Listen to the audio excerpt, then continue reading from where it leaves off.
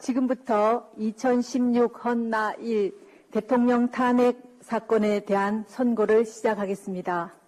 선고에 앞서 이 사건의 진행 경과에 관하여 말씀드리겠습니다.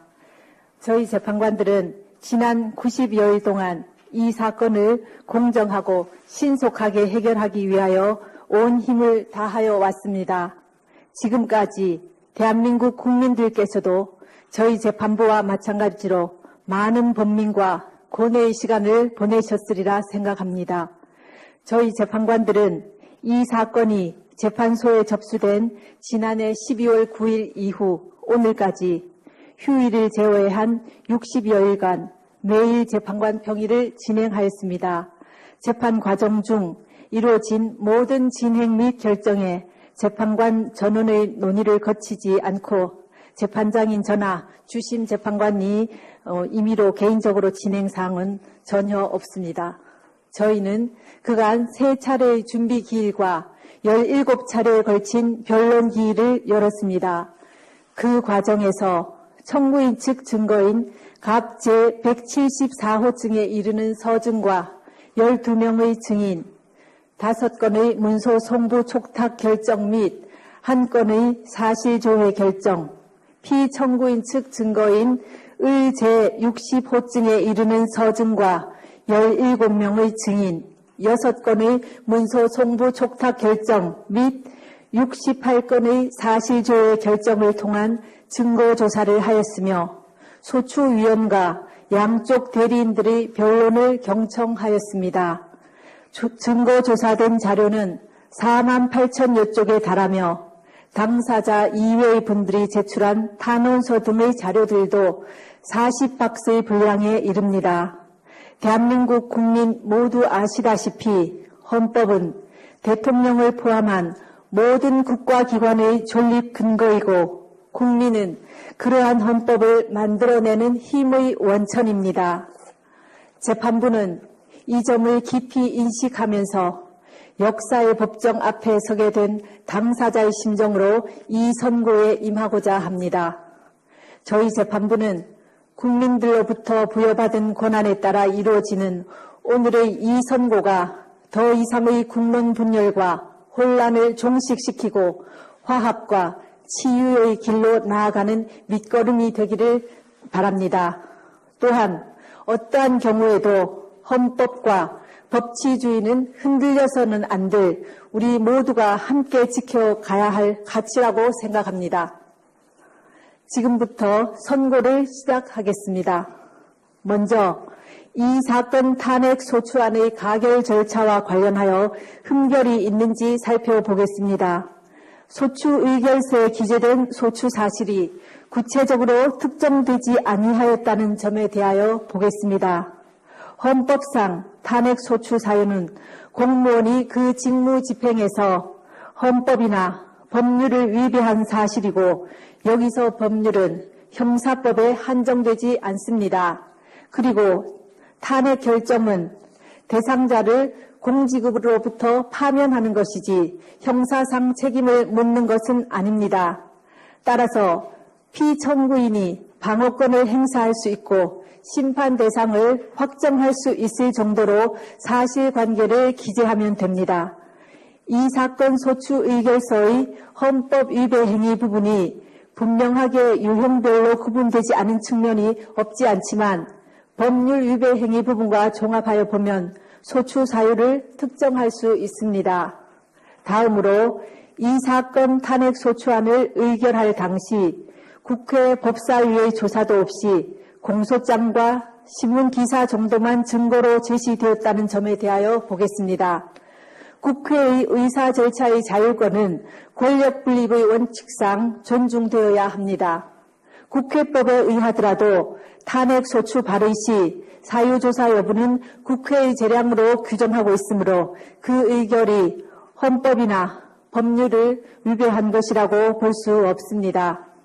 다음, 이 사건 소추 의결이 아무런 토론 없이 진행되었다는 점에 관하여 보겠습니다.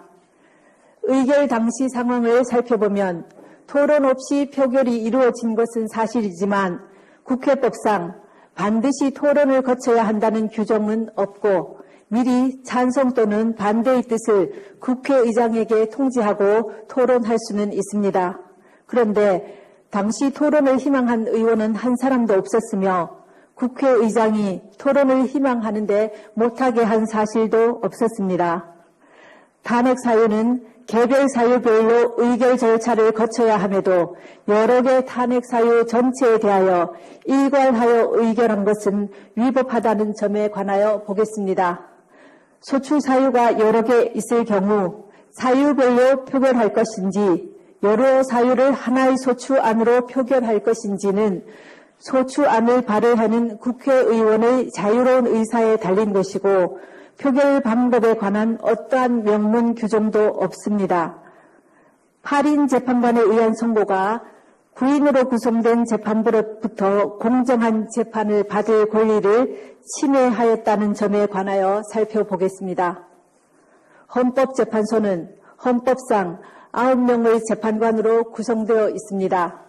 그런데 현실적으로 재판관의 공무상 출장이나 질병 또는 재판관 퇴임 이후 후임 재판관 임명까지 사이의 공백 등 여러 가지 사유로 일부 재판관이 재판에 관여할 수 없는 경우는 발생할 수밖에 없습니다. 헌법과 법률에서는 이러한 경우에 대비한 규정을 마련해 놓고 있습니다. 탄핵의 결정을 할 때에는 재판관 6인 이상의 찬성이 있어야 하고 재판관 7인 이상의 출석으로 사건을 심리한다고 규정하고 있습니다.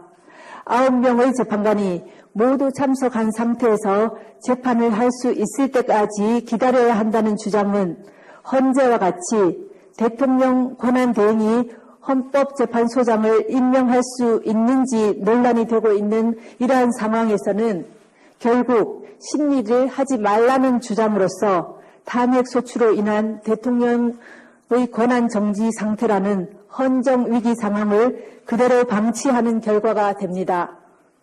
8명의 재판관으로 이 사건을 심리하여 결정하는데 헌법과 법률상 아무런 문제가 없는 이상 헌법재판소로서는 헌정 위기 상황을 계속해서 방치할 수는 없습니다. 그렇다면 국회의 탄핵소추 가결 절차에 헌법이나 법률을 위배한 위법이 없으며 다른 적법 요건에 어떠한 흠결도 없습니다. 이제 탄핵 사유에 관하여 살펴보겠습니다. 우선 탄핵 사유별로 피청구인의 직무 집행에 있어 헌법이나 법률을 위배하였는지 여부에 대해서 살펴보겠습니다. 공무원 임명권을 남용하여 직업공무원 제도의 본질을 침해하였다는 점에 대해서 보겠습니다. 문화체육관광부 노 국장과 진 과장이 피청구인의 지시에 따라 문책성 인사를 당하고 노 국장은 결국 명예퇴직하였으며 장관이던 유진용은 면직되었고 대통령 비서실장 김기춘이 문화체육관광부 제1차관에게 지시하여 1급 공무원 6명으로부터 사직서를 제출받아 그중 3명의 사직서가 수리된 사실은 인정됩니다.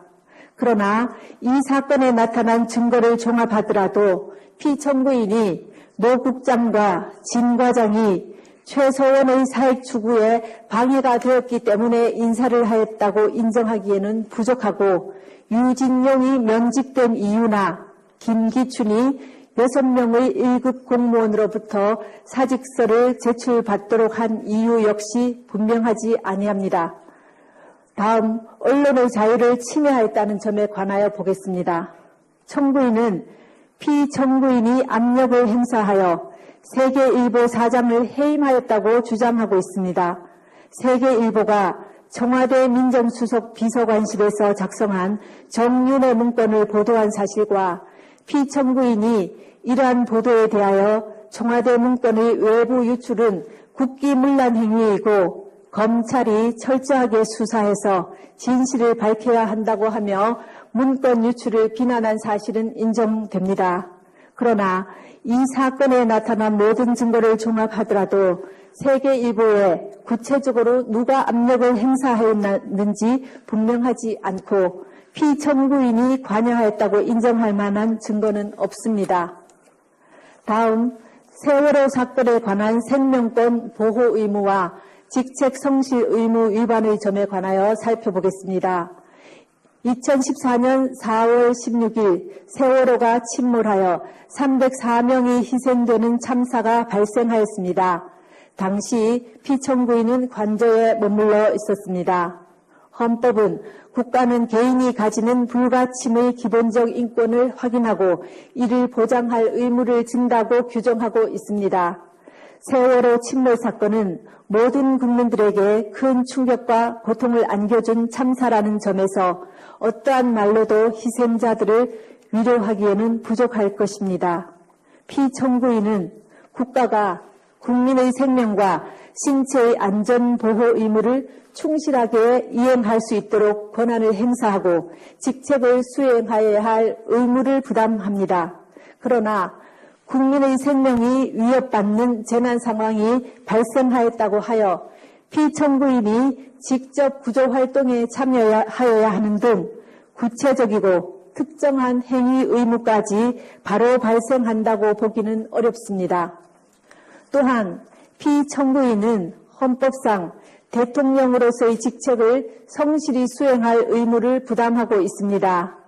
그런데 성실의 개념은 상대적이고 추상적이어서 성실한 직책 수행 의무와 같은 추상적 의무 규정의 위반을 이유로 탄핵 소추를 하는 것은 어려운 점이 있습니다.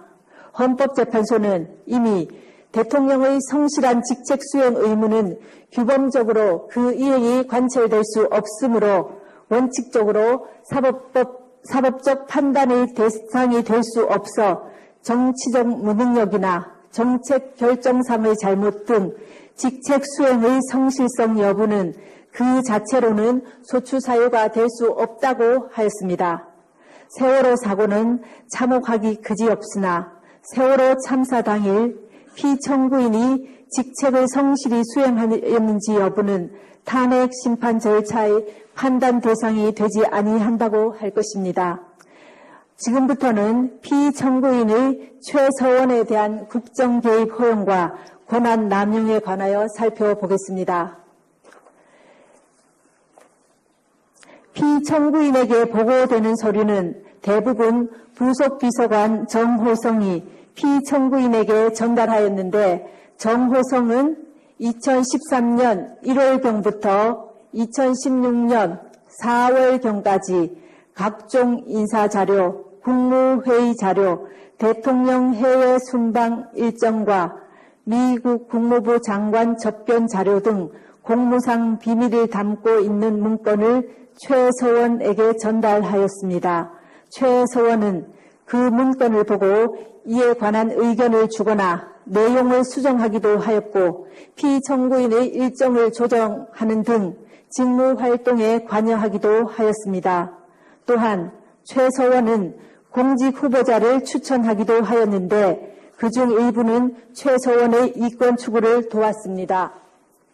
피청구인은 최서원으로부터 KD 코퍼레이션이라는 자동차 부품회사의 대기업 납품을 부탁받고 안종범을 시켜 현대자동차 그룹의 거래를 부탁하였습니다. 피청구인은 안종범에게 문화와 체육 관련 재단법인을 설립하라는 지시를 하여 대기업들로부터 486억 원을 출연받아 재단법인 미르, 288억 원을 출연받아 재단법인 K스포츠를 설립하게 하였습니다. 그러나 두 재단법인의 임직원 임면, 사업 추진, 자금 집행, 업무 지시 등 운영에 관한 의사결정은 피청구인과 최서원이 하였고 재단법인에 출연한 기업들은 전혀 관여하지 못했습니다. 최서원은 미르가 설립되기 직전에 광고회사인 플레이그라운드를 설립하여 운영했습니다. 최서원은 자신이 추천한 임원을 통해 미르를 장악하고 자신의 회사인 플레이그라운드와 용역 계약을 체결하도록 하여 이익을 취하였습니다.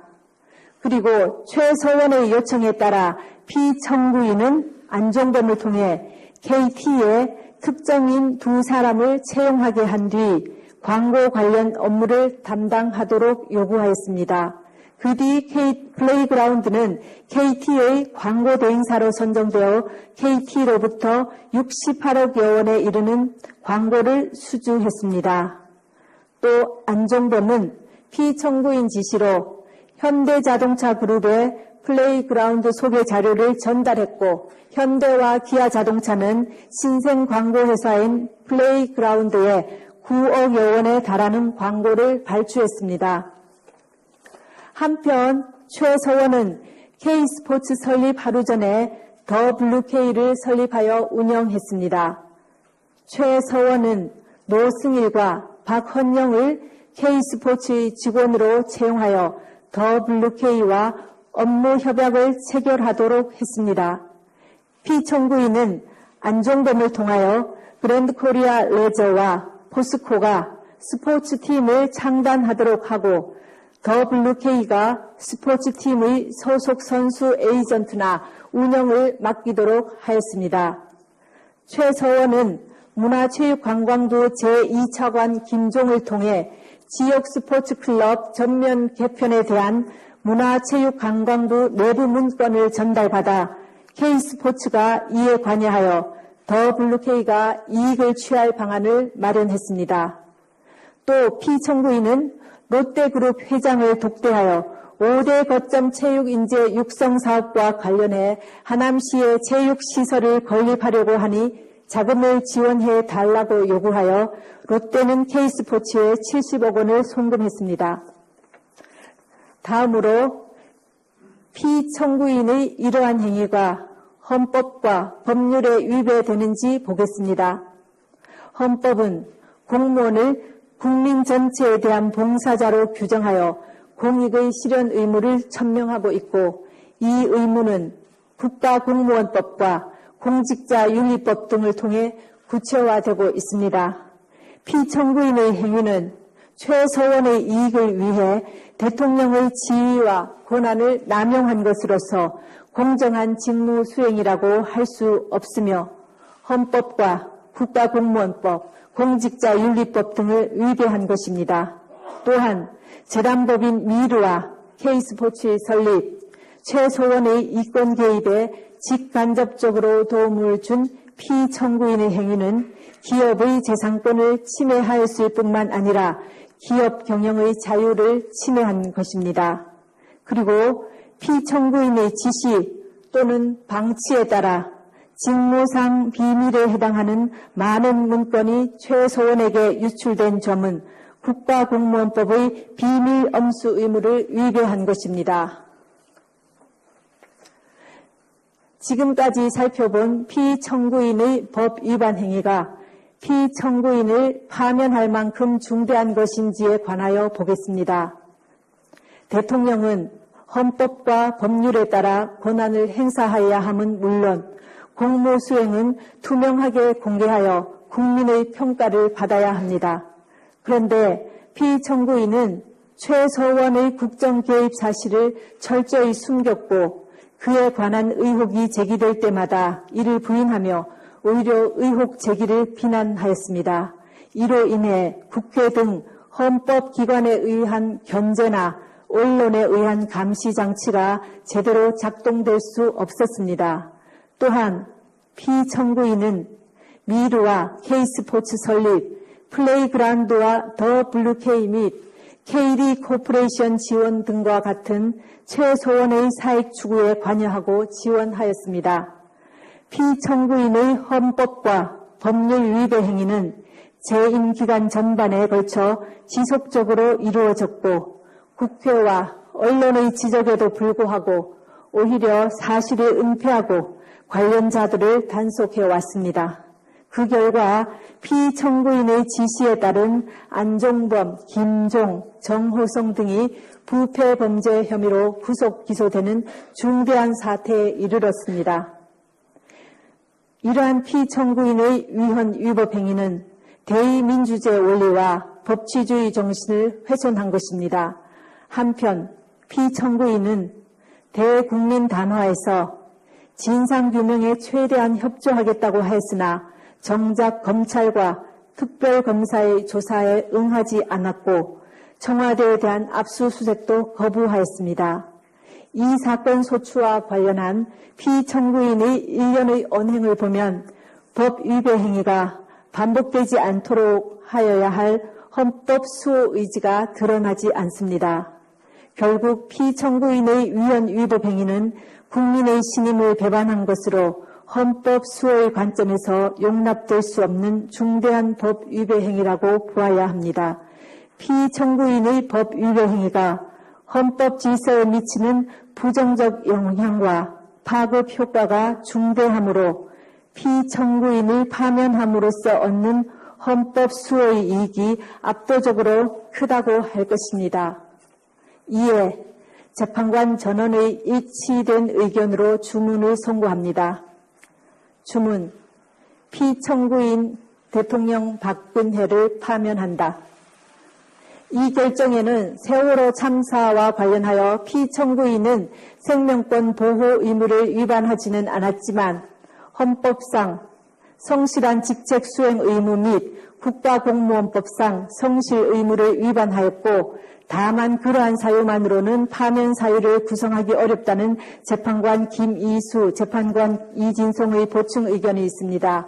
또한 이 사건 탄핵 심판은 보수와 진보라는 이념의 문제가 아니라 헌법 질서를 수호하는 문제로서 정치적 패습을 청산하기 위하여 파면 결정을 할 수밖에 없다는 재판관 안창호의 보충 의견이 있습니다. 이것으로 선고를 모두 마칩니다.